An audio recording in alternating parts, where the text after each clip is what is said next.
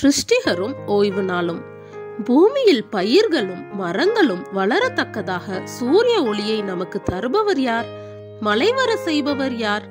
ஆகாயத்தையும் நட்சத்திரங்களையும் சூரியனையும் நமக்கு கொடுத்தவர் யார்?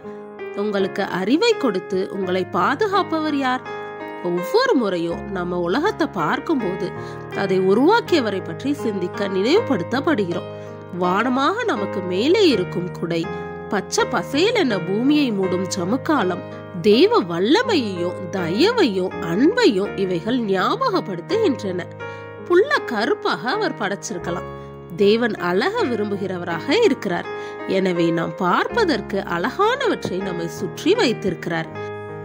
பூக்களுக்கு அவைகளின் நிறங்களையும் அழகையும் அவரே அன்றி வேறு எந்த நபர் கொடுத்திருக்க முடியும்?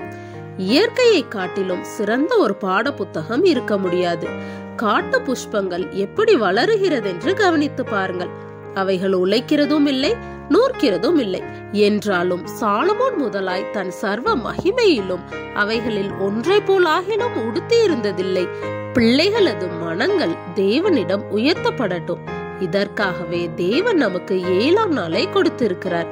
சிருஷ்டிப்பின் ஞாபக சின்னமாக அதை நமக்கு வைத்திருக்கிறார்.